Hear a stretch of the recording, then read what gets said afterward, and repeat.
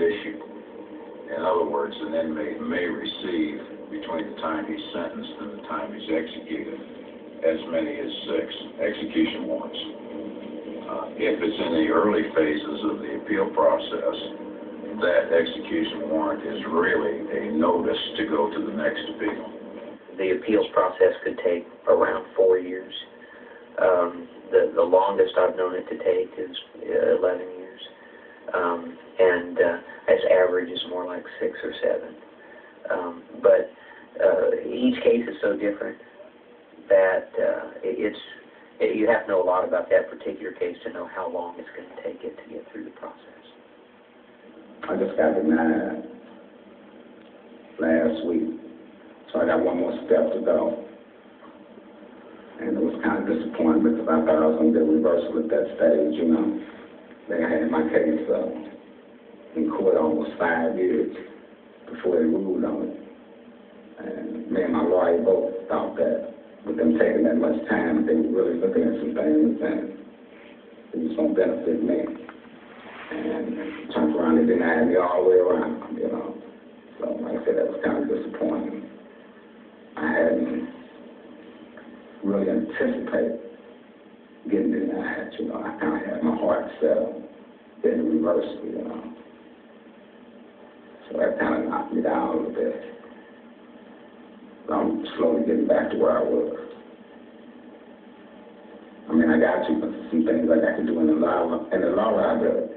And they don't allow you much time to feel sorry for yourself, you know. Just get back in there and do what has to be done. Time runs out for a convicted killer on Missouri's death row. Ricky Lee Grubb died by lethal injection shortly after. It was the first time that one of my clients has been executed. This was the first time I ever had to call somebody on the phone and tell them that your appeals are over and you're going to be executed in about an hour. Cedric headed down to the prison because it looked like an execution was going to happen that night.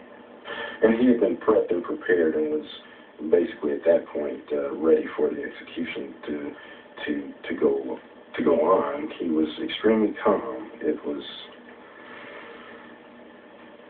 as if he was ready for his fate, but he still had faith. And my feelings at the time were I was probably more scared than I had ever been in my life going up to the prison and not knowing in fact what was going on, because I was out of communication with our St. Louis and Kansas City offices. And then it was about 8 o'clock that I got a call from Chris Bassel, who is the clerk of the U.S. Supreme Court. And he told me that the court had denied the stay. He also told me that, he would be calling the Attorney General in the prison. So he hadn't yet. I was the first one he called. And I called Ricky. They have a line in the death watch cell. And I told him that the stay was lifted. And Ricky asked, well, what's next? What's the next appeal?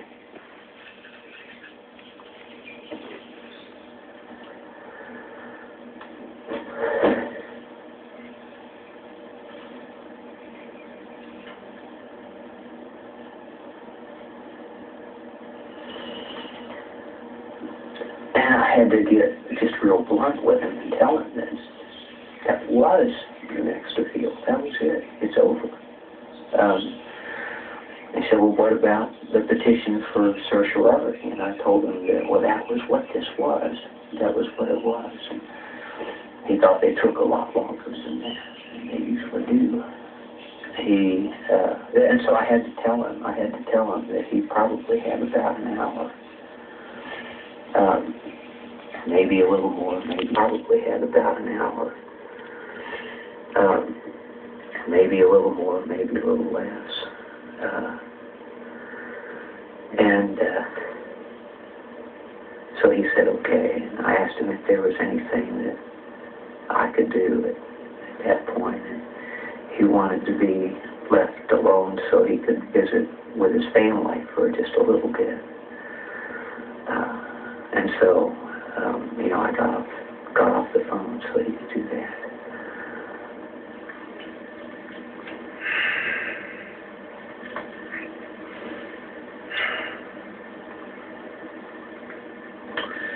It certainly wasn't the way that I had envisioned things turning out.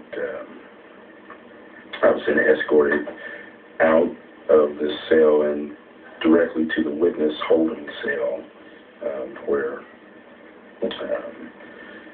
they separate the witnesses for the state and for the inmate.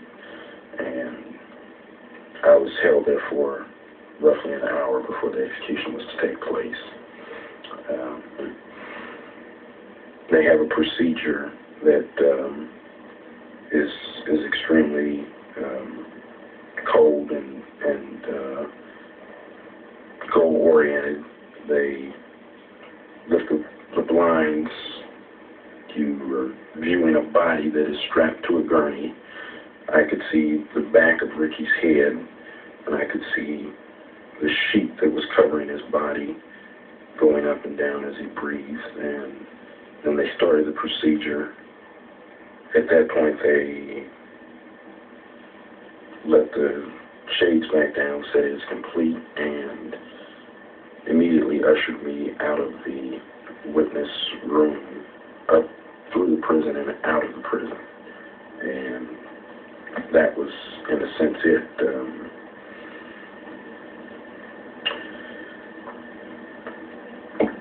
I spoke with the family for a while and immediately left and went back to St. Louis, and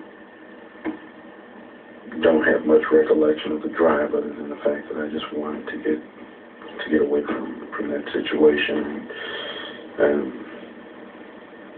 decide what I was going to do as far as whether or not I would continue to do this type of work or what I would do. And that, in a sense, is my experience with the last days of the life of Ricky Grubbs.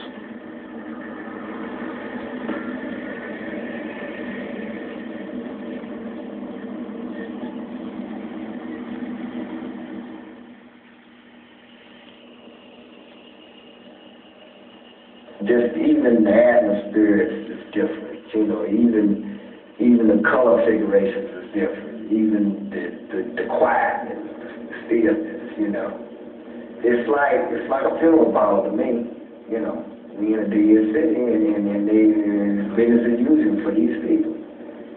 Whenever this time comes on, they lock down the institution at 6 o'clock because of security. They don't want anything going on. They don't want to interrupt their little show.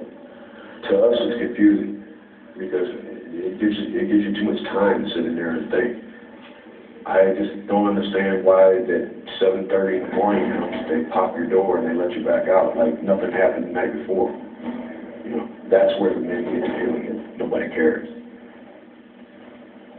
If you don't know me and I get executed, it's not going to bother you. Not like it would if it was your son or your nephew or your neighbor. People can tell you that you're intelligent and that you have the potential to do this and the potential to do that. And it's just so much talk. But when you know within you that you got a lot of sense, that you got above average intelligence, that you could have been anything that you wanted to be, and realize those things from this chair, handcuffed, then, it takes a lot out of you, because I could have been just as successful. Well, I'm not successful, not sitting here on death row, but I could have been successful as anybody else out there had I took the time to get the education and